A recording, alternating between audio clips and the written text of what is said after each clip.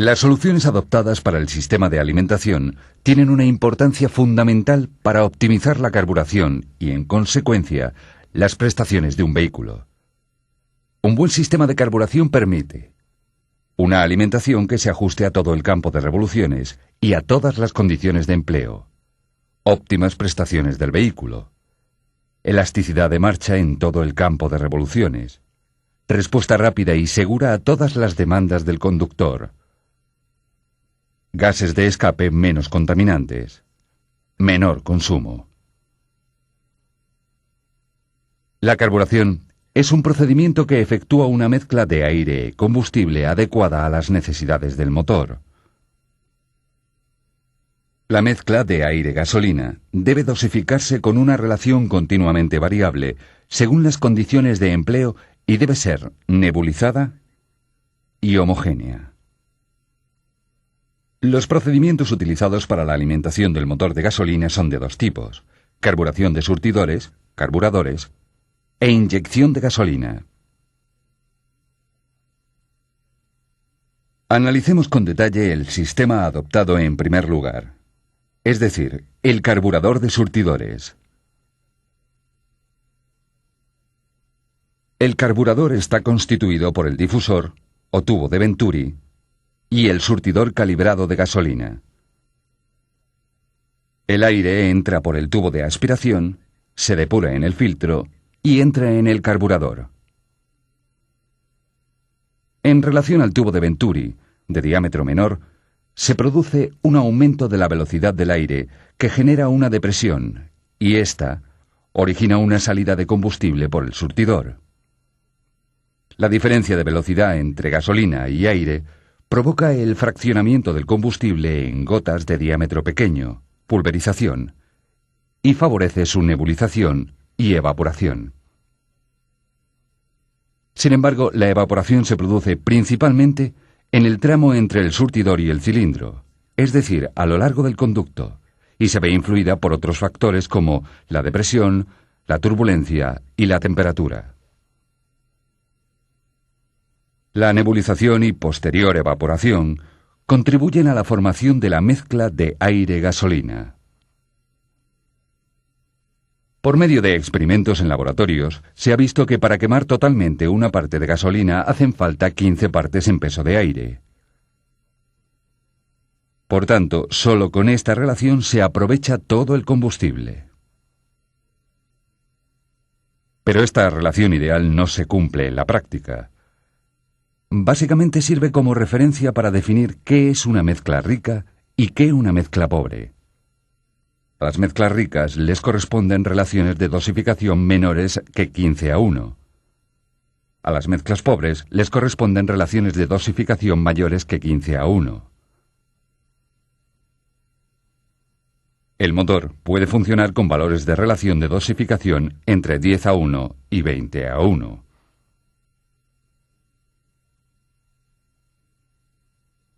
En la fase de proyecto de un automóvil, hay que tener en cuenta si se demanda al motor la máxima potencia, y en este caso la alimentación debe producirse con una mezcla rica, o si le demandamos el máximo ahorro. En este segundo caso, la alimentación debe producirse con una mezcla pobre. El ingeniero que tiene en cuenta estas exigencias también debe otorgar al conductor una cierta posibilidad de elección entre prestaciones y ahorro, por medio de la posición del acelerador. Veamos ahora algunas situaciones reales de circulación y qué sucede desde el punto de vista de la carburación. Tomemos como ejemplo un vehículo que circula en quinta con mariposa constantemente abierta y que afronta gradualmente una pendiente. En llano, el vehículo con mariposa totalmente abierta funciona a 6.000 revoluciones por minuto. Al subir, siguiendo con la mariposa totalmente abierta, circula a 3.000 revoluciones por minuto debido al incremento de la carga de resistencia por la pendiente. Aun manteniendo constante la apertura de la mariposa, el número de revoluciones del motor desciende. En lo referente a la carburación con apertura de la mariposa constante, aun variando el número de revoluciones del motor, se mantiene prácticamente constante la relación de dosificación, pero varía, en cambio, la cantidad de mezcla. Veamos ahora el segundo ejemplo de circulación. El vehículo circula por una carretera llana en quinta a 4.000 revoluciones por minuto. La velocidad de crucero requiere una potencia reducida y podemos aprovechar una mezcla pobre para limitar el consumo. Si la pendiente de la calzada se incrementa y queremos mantener la misma velocidad, el motor deberá suministrar una potencia mayor. Para obtener una potencia mayor hay que incrementar la apertura de la mariposa y proporcionar al motor una mezcla más rica. En la conducción diaria, las situaciones más habituales son las determinadas por un cambio simultáneo de las fuerzas resistentes, de la apertura de la mariposa y del número de revoluciones del motor. En este caso, el motor necesita que la relación de dosificación varíe continuamente, pero que lo haga siempre entre la dosificación de potencia máxima y la dosificación de ahorro máximo. Para resistencias pequeñas y revoluciones bajas, el motor necesita una mezcla rica, de 10:1 hasta 12:1.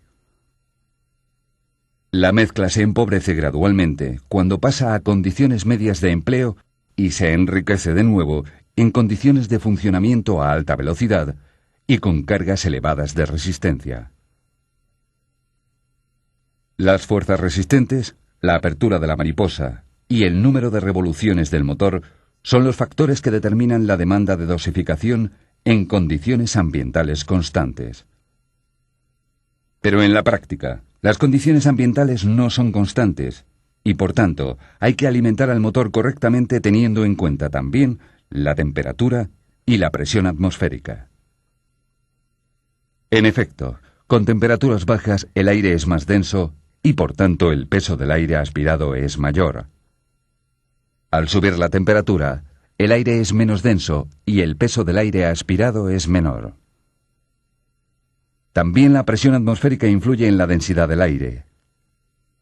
A nivel del mar, el aire es más denso y por tanto el peso es mayor. En cotas altas el aire es menos denso y el peso del mismo es menor. Por consiguiente, con el mismo volumen de aire aspirado, necesitaremos una mayor o menor cantidad de gasolina para respetar la dosificación demandada.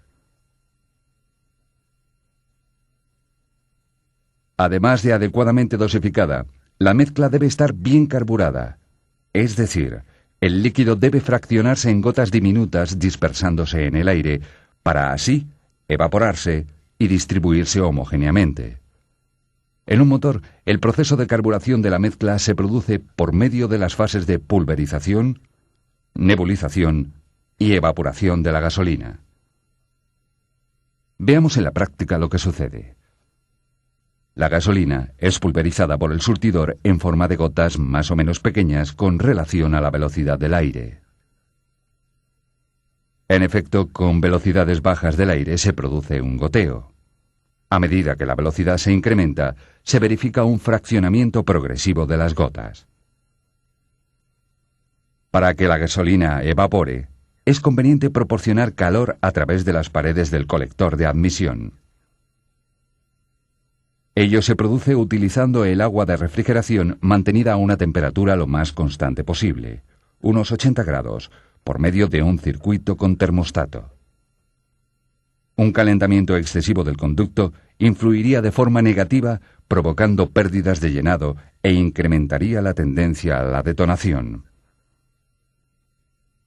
Por el contrario, con un calentamiento insuficiente, la gasolina tiende a condensarse en las paredes y el motor se alimentaría con mezclas pobres. En este caso, la gasolina suministrada y no evaporada no se quema y se expulsa por el escape en forma de partículas carbonosas que son contaminantes. Este es el motivo por el que en el arranque, sobre todo en invierno, se proporciona una mezcla rica por medio de dispositivos de enriquecimiento adicionales. El starter. Resumiendo, los factores que rigen la pulverización, nebulización y evaporación de la mezcla de aire-gasolina son la velocidad del aire aspirado y la temperatura de los conductos. Existe además otro factor muy importante, la depresión en los conductos. Veamos cómo varía la depresión en los conductos de aspiración en función de las revoluciones del motor y de la apertura de la mariposa. Con la mariposa en posición de mínimo, la depresión es alta y proporcional al número de revoluciones del motor.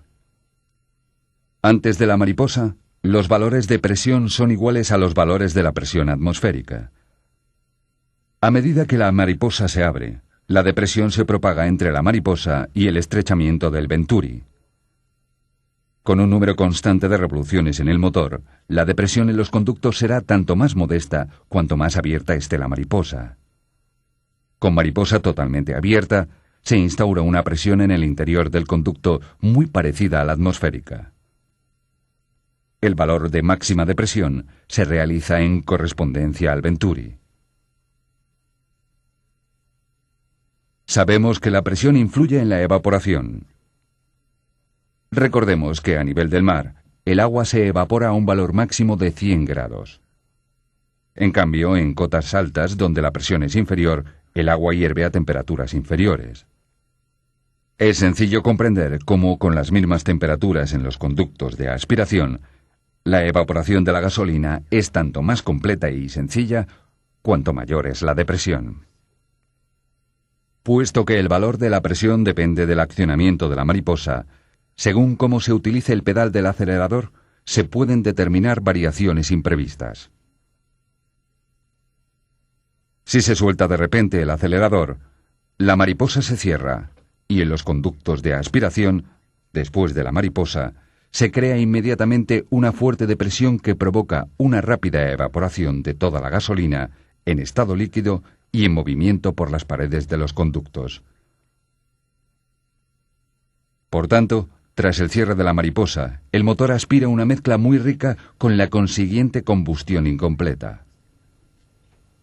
Por el contrario, si se acelera de repente, la mariposa se abre bruscamente y se instaura en todo el sistema de alimentación una presión prácticamente igual a la atmosférica. La mezcla deja condensar gran parte de los vapores de gasolina que se depositan en las paredes. Justo cuando el motor necesita de una mezcla rica para obtener toda la potencia necesaria para la aceleración, es alimentado con una mezcla pobre. Para hacer frente a este inconveniente, la práctica totalidad de los carburadores modernos dispone de un dispositivo de enriquecimiento, la bomba de aceleración. Por último, hay un cuarto factor que determina la homogeneidad y la estabilidad de la mezcla en los conductos y en los cilindros: la turbulencia. El aire, entrando en los conductos con una cierta velocidad y con un movimiento de remolino, impide la estratificación del combustible, mejorando la evaporación y reduciendo las partes no quemadas con un menor derroche y una menor contaminación. En cambio, una turbulencia excesiva provoca pérdidas de carga, lo que implica un menor llenado de los cilindros con la consiguiente reducción de la potencia. En resumen, en el caso de alimentación por medio de carburadores, el carburador es el único responsable de la cantidad de gasolina suministrada. En lo concerniente a la calidad de la mezcla, lo es en cambio en mínima parte, puesto que la carburación se realiza sobre todo en los conductos de alimentación y en la cámara de combustión.